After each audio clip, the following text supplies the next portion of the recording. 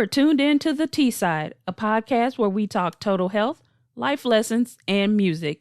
I'm your host, licensed therapist, doula, and music enthusiast, Tawnya D.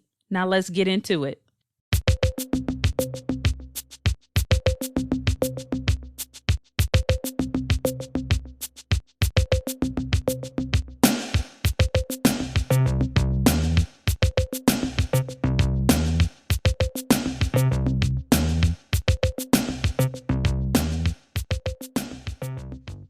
Welcome to another episode of the T-Side Podcast. I'm your host, Tawnya D. If you are joining for the first time, thank you so much. I hope you enjoy the episode. And if you are returning, welcome back. Today is the first episode of season 3, which is also the 1-year anniversary of the T-Side Podcast.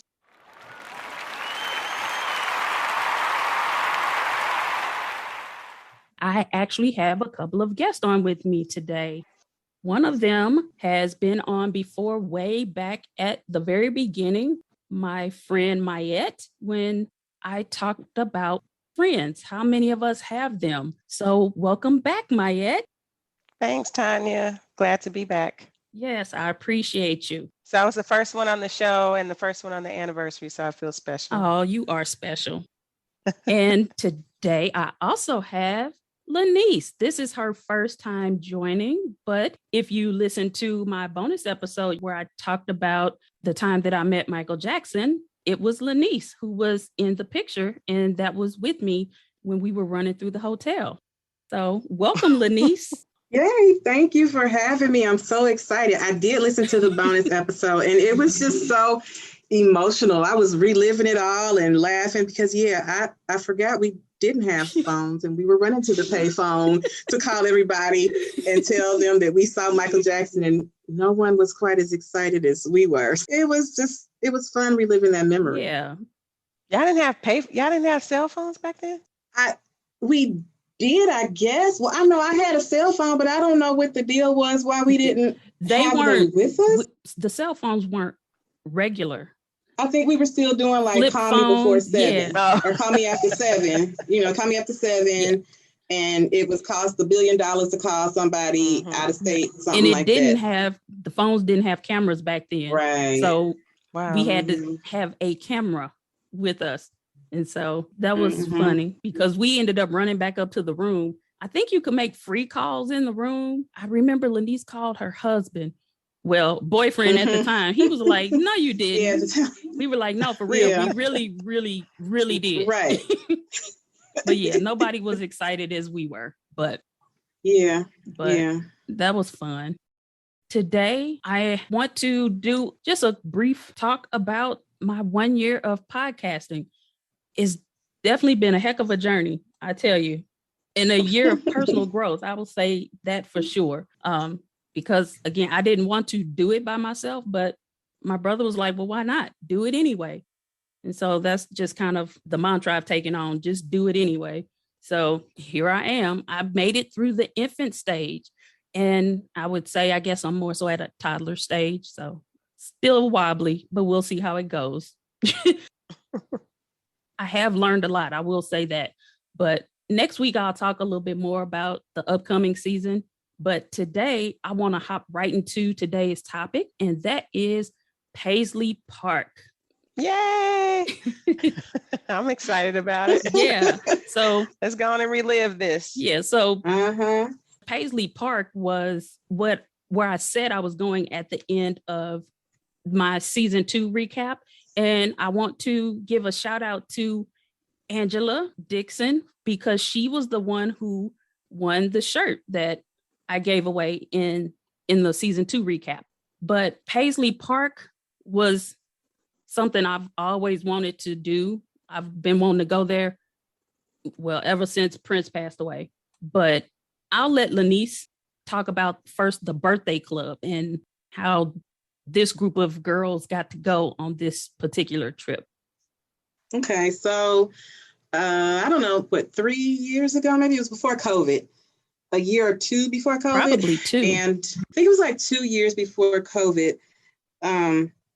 We were talking about a birthday club that somebody had, I think, on Facebook, and you didn't know the people there, but you give them gifts, and it was a big thing, but it was a lot of people, and we kind of toyed with the idea of, well, should we join something like that, and it was like, no, let's do it ourselves. And so then I kind of said, well, let's see how this works if we all do a birthday club for each other, where we're all in one club, and when it's your birthday, we take you out wherever you want to go. You give us a list and tell us what it is you want, and your top 5s and your top 4s, and we'll try to get that for you. And we go wherever you want to go, and we pay for your meal. And I think, was it maybe Sajaris's was first? Yeah, she was first. It was so much fun, and we decided we were going to keep doing it. And we did it all the way up until COVID. And then we were actually planning to do Sajaris's in March, and that's when COVID hit. And so we postponed it, we thought, but it ended up being a more permanent postponement. But we came back from that, and I thought, why can't we just leave gifts on each other's doorsteps and surprise you the week of your birthday? And Sajaris has been the only one so far to experience, because Myette decided she wanted to do this big thing.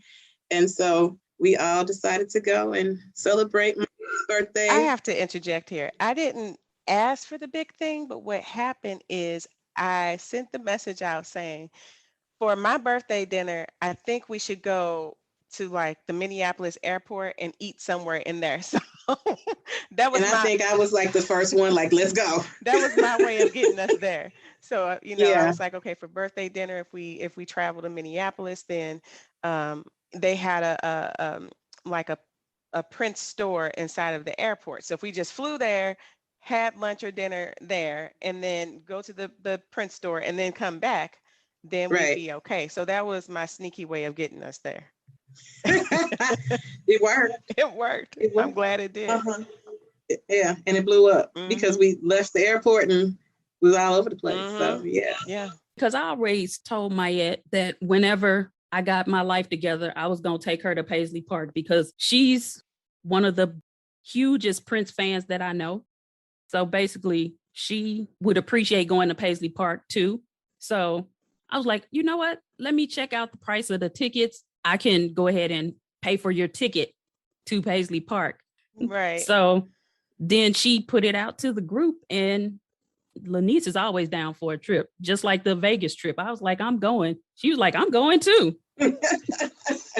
So that's kind of how we ended up going. And we had to hop on it pretty quick. Oh my gosh. Because we were seeing that there were Paisley Park tickets were selling pretty fast. We didn't realize it was going to sell that fast during COVID, but they were like selling like crazy. And we didn't want to miss the opportunity to go.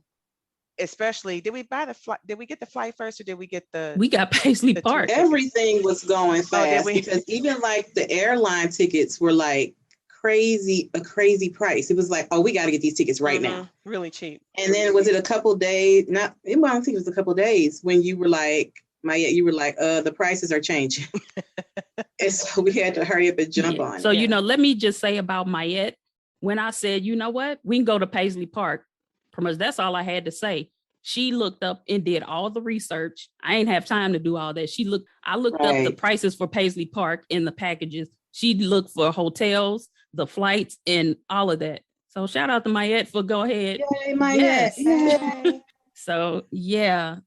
I know what to do to make things happen. It's like if I give everybody the information, maybe, everybody will be able to figure out, can I go? Can I make this work? But, to LeNiece's point, the tickets were just too cheap for flight to pass up.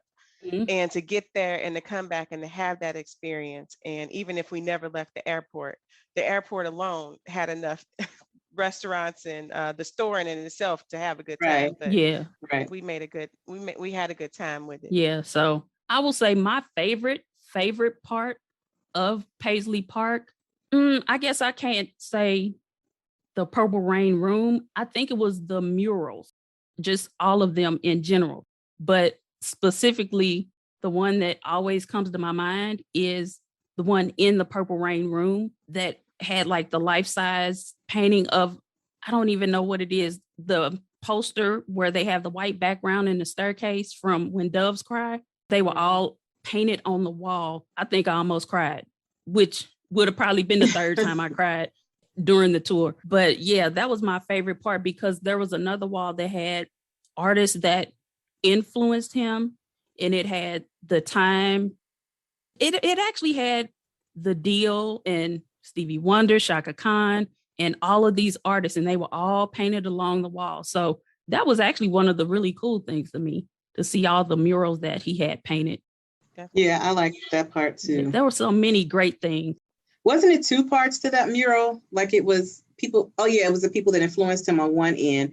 And then wasn't it him in the middle or something like that? And then the end was who he worked with. It was LeNiece. Yeah, I thought that was really neat how he did that. Yeah. I'll tell you my favorite part of the whole of all of the Paisley Park tour was the very end. As crazy as it sounds, as you go through Paisley Park and you see all these different rooms and you start to experience all the things that are there, you think that's your favorite part as you're going through it, but you don't realize that the big surprise The sound is stage, at the you mean? end. The sound stage where it was, the whole thing was so huge. And when they brought up the Prince concert on the huge big screen, you really felt like you were up close in front to his concert with the lights flashing around. And it was a very nice setting, kind of, dark still in there, but you felt like you were in the room in his sound stage. The music, you felt everything. So I would say that is my absolute favorite part of the tour that I didn't even know was my favorite until I got there. Right. Even though that was towards the end. Yeah. I think mine was first. I had so many favorites. The video room where they took us in with all those guitars. He had so many guitars, and then his life history, kind of, how the video. I thought the video was really informative. It didn't take forever. It just kind of got to the point, but I really enjoyed the video. And, I'm a big biography person anyway, so I liked that part. And then the room with the shoes. I loved the room with the shoes because section had a little write-up about where the shoes came from, where he wore them, who made them. And even if he had what they call friction marks on them, and how they hid the friction marks so he could wear them again somewhere else if he wanted to. And that, just seeing all those shoes and knowing that wasn't even all of them. What was it, 300 pairs? But he had so many more. And then it took me a while to actually take that whole room in to realize in the middle of that room where the shoes were in a case, the case was actually a piano. And I didn't even realize that. I just thought, oh, okay, these shoes are in a case in the middle of the room, until I backed up and was just taking the whole room in and noticed that there were shoes inside of a piano with a glass top. I thought that was so neat. But then also the audio room. The audio room almost had me in tears, because when they put his songs on, when he put it on without, I guess, all the instruments on top and everything, and even the demos, it felt like you could feel his spirit. It felt like he was there, and it just clear and uncut and raw. It was just amazing to hear and just to be in that same space that he was making that music in. I agree, especially for the shoe collection, LeNiece. When the tour guide was talking about how the shoes were custom made to Prince's feet, not just like his foot, but the anatomy of his toes. Right. So that when he put his foot inside the shoe, it would feel like he was walking just barefoot. And because the heels were so tall, they had to do something like that so that those shoes would be comfortable for him. So I thought that whole story about how they custom made his shoes was really neat, and even showed what the wood insert and the whole process of the customization. I did not know all of that went into designing his shoes. Even the custom made flip flops. I'm like, really? I know. You can see his toe prints. You could see his toe prints in there. I wish I could have touched it, but hey. Yeah. But yeah, even just to see all of those things, he was so down to the intricate details of every shoe. He really had input in what he wanted to wear and how he wanted it to be seen with his entire outfit from top to bottom, down to the custom shoes. I didn't realize so much went into him trying to get his outfits together for each event. And then what I also liked too in that room, LeNiece, was how they had the outfit and the shoe next to where he wore it. So if he wore it on the Arsenio Hall show, or if he wore it on the Grammys, this is the shoe he wore, and this is how it was designed. So I really like that. Right, right. And I guess, I mean, I knew that he had all these designer outfits and everything, but I didn't quite realize that the shoes and the material of whatever he was wearing matched, just completely matched. Whatever the design was on the outfit, that's the design on the shoe. And I guess I just never even really, even like the Raspberry Beret video shoes, really, you got clouds on your shoes. It was just really awesome how he put all of his outfits together like that. And like you said, Myette, how he was a really big part in how it came out and how it looked. Yep. And you could feel his presence there. Actually, in that room, there was like a life-size picture of him kind of on the door. Yeah. When we walked in there, it was like, oh, okay. Yeah. It made us feel like he was watching you in there. But it wasn't like creepy, but it just was like, oh man. A good vibe, a good aura. Yeah. I agree. I felt that actually as soon as you come through the door, even just where we were checking in at, you just kind of felt a presence. It was a good presence. So you just kind of felt at ease and very comfortable walking through, because you felt like it was okay to do so. It didn't feel weird. Right. And actually, I thought it would. I thought it would be kind of eerie, because that's where he lived. That's his house. His bedroom is there. I thought it would be kind of freaky to be touring someplace where Prince died. But it wasn't. It really felt, it was very good energy, a very good vibe. And you just kind of felt a light presence that was encouraging you to walk through and to see all the things that he had to show.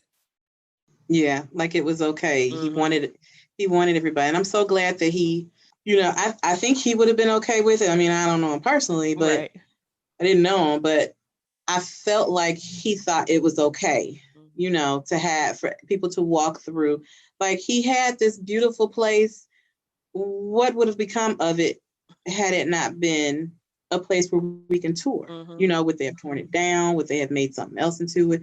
What would it have been? I think this was, and I know other people disagree, but this, I think, was the perfect use of it. I'm glad, I'm thankful that they decided to let, the fans enjoy it and see it. I don't know if he does somewhere, but does Michael Jackson have anything like that? And if he doesn't, he needs to get on that. I agree. He needs to get on that. Yeah, I agree with that. Yeah, he doesn't. I don't know. People who really knew him, like the band members, basically say they don't feel like he would have wanted that. But I don't know. I feel like it's a chance for the fans to feel like they know him a little better, because he was always given to charities and he wanted to make things better for the Black community and for people worldwide. So to be able to be in that space, in that positive energy, to just kind of see how he operated. That was another thing I found really interesting. He was very into his senses, like the music in the sound room. They said he wanted it like that because he needed to feel the music, and you could feel like the speakers vibrating through you. But he had a lot of candles and potpourri with the scents. So he had very heightened senses, and he was really into all of that. He was a very passionate person. So I thought that was really cool too. One of the other things that I thought too was going through the tour wasn't just like, okay, I'm just looking at the things that he had, or looking at some of his awards or different rooms or the soundstage, but it was also the tour guide telling us personal stories of what Prince did and how he lived there, and some of the guests that he would have come over, and just some of the personal stories about how he purchased how it came to be to purchase that property. Yeah. So even just those types of stories that really helped you understand who Prince was outside of the musician, I thought was really cool. It was the one of the best parts of the tour itself, was listening I to the thought the tour stories. guide was really good. He was really good and Yeah, patient. shout out to Tommy. Yes. Yeah, because he was very patient, even like with taking the pictures. You know, we were trying to figure out the perfect pose, you know, and he wasn't like, come on, just stand there. He let us get our pose together, and you know, I really liked.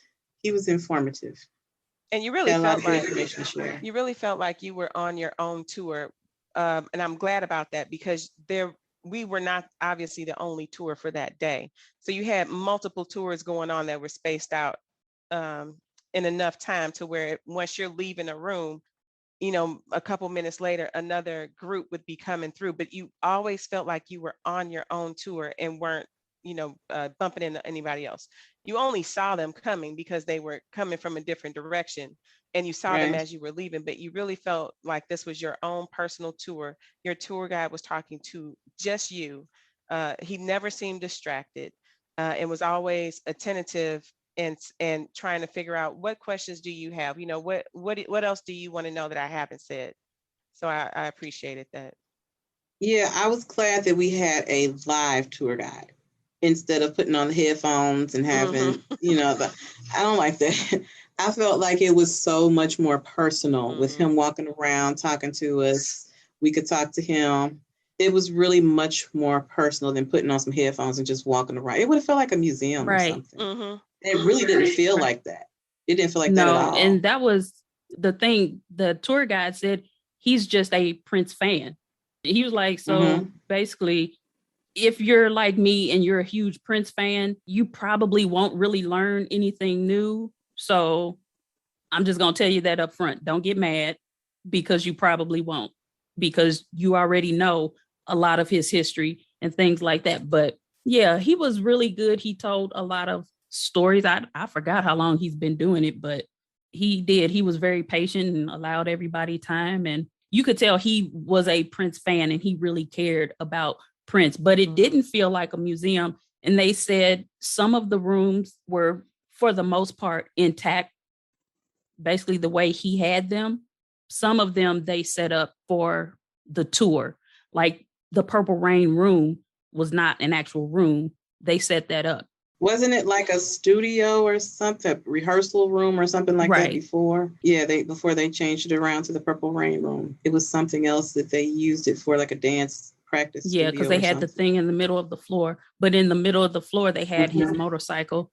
And the other favorite thing in that room was the purple leather bound book of the Purple Rain script and the candy machine. That was crazy. I think also, just for anyone that's listening, just to talk about the Paisley Park experience from beginning to end, just the tour part. I knew it was a tour. Okay, so you know you're going on a tour. You know you're going to go see the house. Fine. What I didn't realize is that you check in when you get there, and they give you this speech about, you know, for COVID precautions, don't touch anything, which I didn't obey the rules. I don't know if y'all caught me on that, but every room that we went in, I took a point to touch the furniture. The tour guide caught me one time and he kind of cut me out, like, you know, you're not supposed to be doing that. But I'm there. See, I can't take you nowhere. See what I'm saying? So, but even, you know, just that speech in the beginning, and then you go and you check in, and then you have, like Tawnya was saying, you got the bag that you have to put your cell phone in, because there's no video, no pictures. You can't even use your cell phone the whole time you're there. And I think the tour guide said that was an idea he got from Dave Chappelle, those little bags. Yep. So even that and the touring, you're going to each room, and then the tour guide is talking about what happened in each room and how that room came about. And you get pictures and a flash drive of those photos. So it was a 3-hour tour, and you think, oh my goodness, 3 hours is a long time. And that was the ultimate package. that we got, because they have like 3 different levels, but we figured if we going, we might as well do the full experience. And included the shoe collection and the, the inn where we got to kind of chill in the VIP area. Sit on the purple couch. Yes. Couch. That was lovely, because you're like, this is the area where he entertained his guests. This is where his guests sat. And to watch him on that sound stage to perform, this is where they sat. And, we were treated with refreshments at the end. So the tour is more than just walking room to room. There's activity.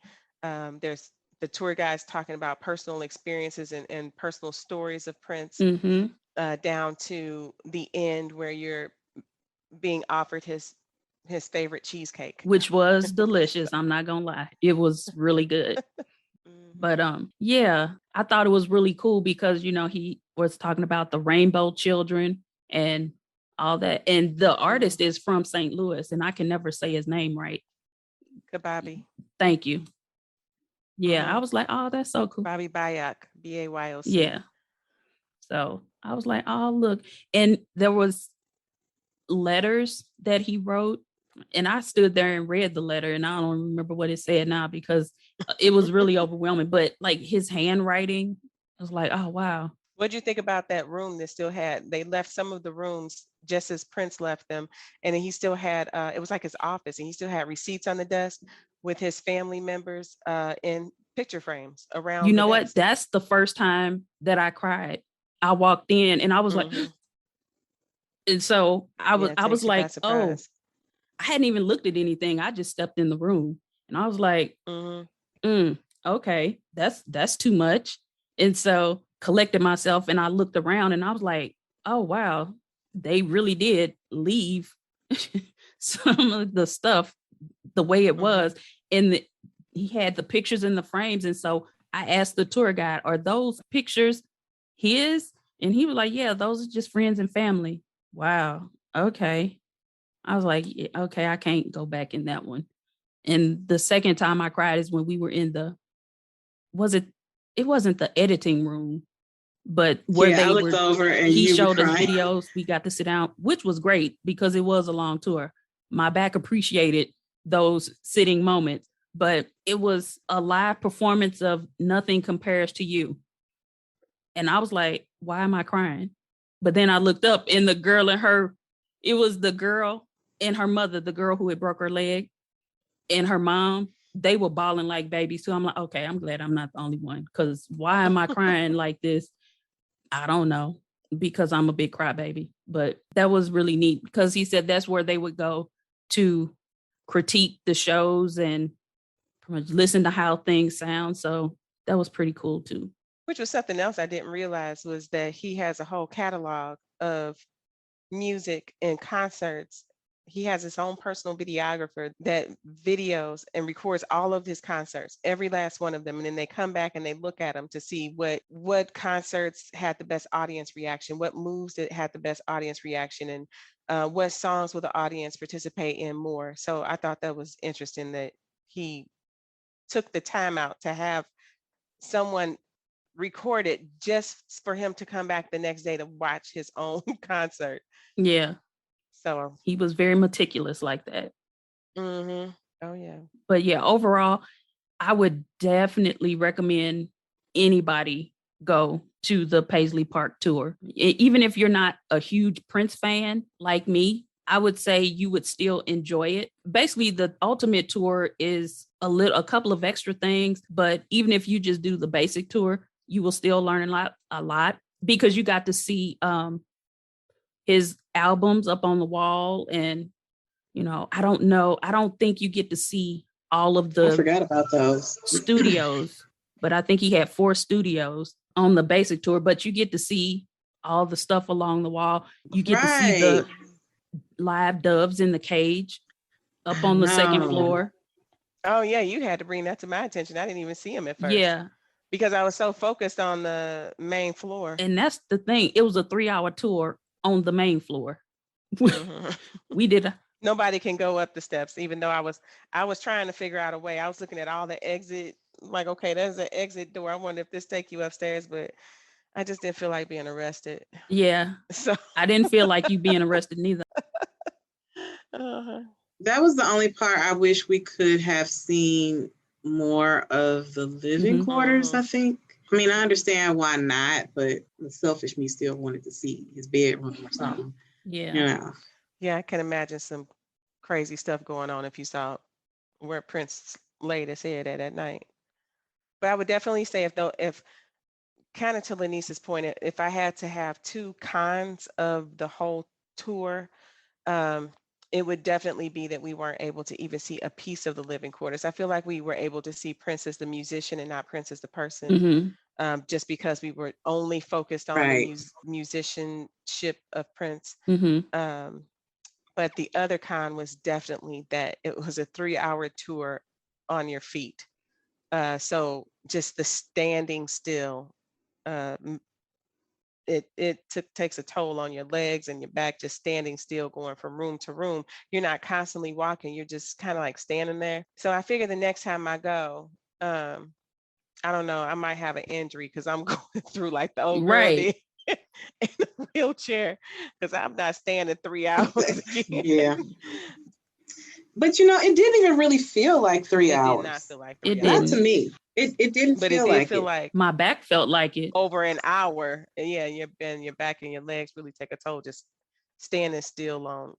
It wasn't like it was carpet that you were walking on. You know what I mean? So those would have to be my only two cons. And for anyone who is thinking of going, wear comfortable shoes, and definitely be ready to take it all in, because it's a lot to take in with all the stories and all the things that you see from beginning to end. And don't expect to see his private living area. And he did say that he asked, is this your first time? So apparently people go back multiple times, and I definitely want to go back because it is a lot to take in. And that is the good thing about not having to have your phone. You can just take in everything, but it was just a lot, because I honestly forgot that you said was a good idea that he mentioned the tour bus until you just said, I'm like, oh yeah, that's because I think I was standing there reading the letter at the time. So yeah, it's a lot to take in. So I would definitely want to go back again. Oh, and I forgot you got to see his cars too. They said he rode a bike through a tunnel to get from his house to Paisley Park. Yeah. I definitely think that I would want to go back again, but I think it was a good idea for them not to let us have the phones, just because I would have been taking pictures of everything. And I would have missed a lot of what he was saying, the tour guide was saying, because I would have been taking pictures of everything. And I think it was just, you could focus more. I'm glad I got to keep my phone and walk around with it. But there were times when I went to go grab my phone in my pocket and was like, oh man, I forgot. I can't take pictures. But it was definitely something that I would do again. It was definitely worth it. And you got your phones back at the end. The phones came back right when we got to the soundstage. Yeah, it was like you checked in to the soundstage. You gave them your bag with the phone and they unlocked it. And it was in like a ink pack. You know, when you go to stores and they have the ink tags on your clothes and they have to put it on the machine to unlock it. That's what they did with the phone. Yeah, that was interesting. So you definitely couldn't try to unlock it. It was locked.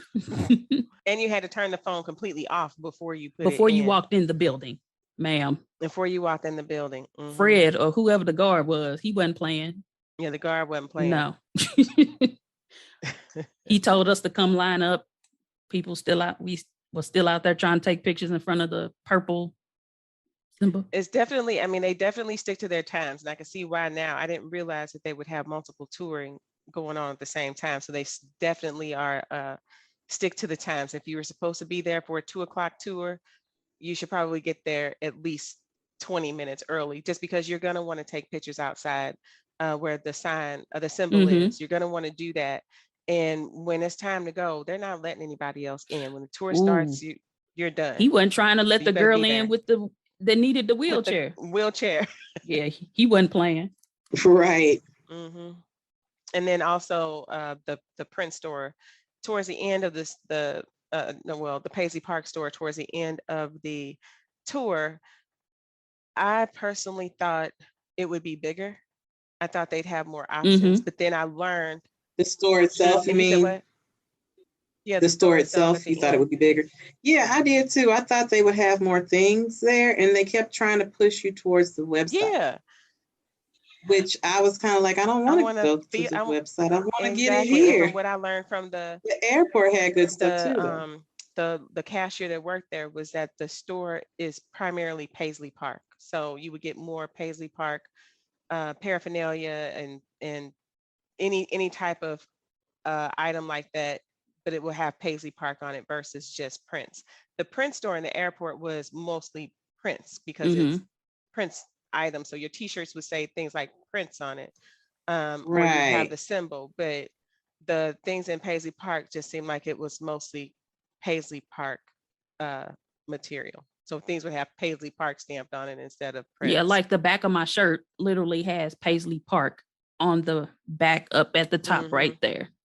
So Oh, I see it. yeah, so but they had some interesting items. They had stuff for babies. They had hats and like knit caps. Guitar picks. Yeah, and I got my friend some guitar picks and she loved them. She said she's going to put them in a shadow box that she's going to make.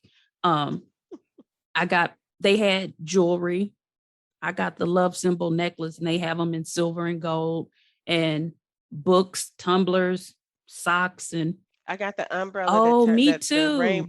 raindrops turn purple when it gets rained Me on. too. Did you? I wanted that. Did you try it yet? I can't wait.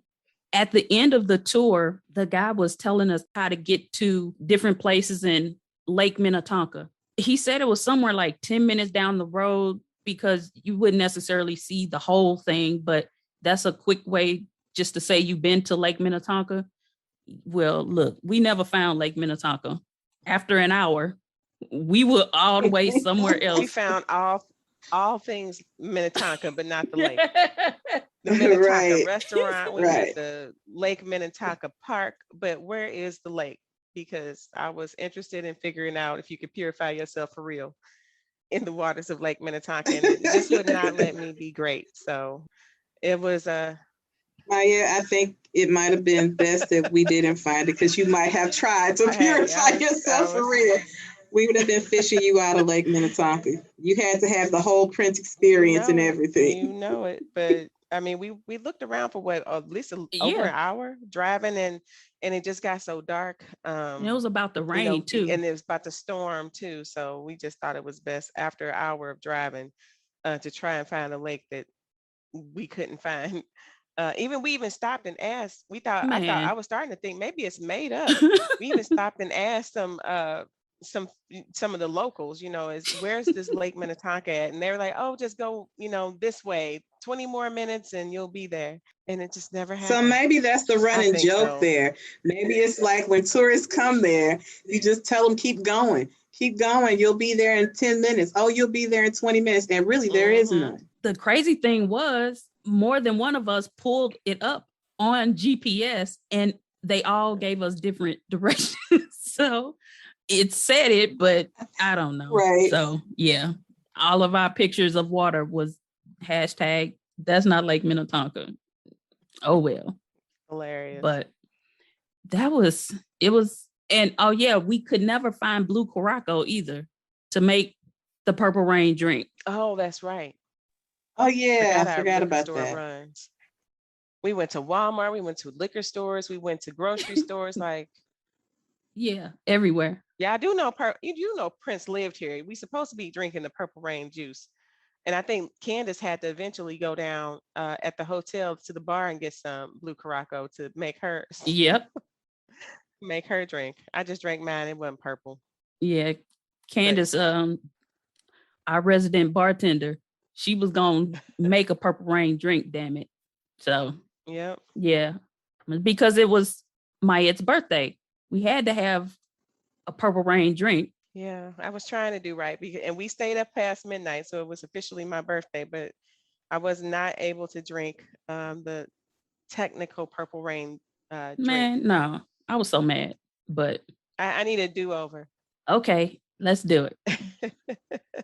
We can do that. that was a lot. And that was the first day because it was really only a 2-day trip.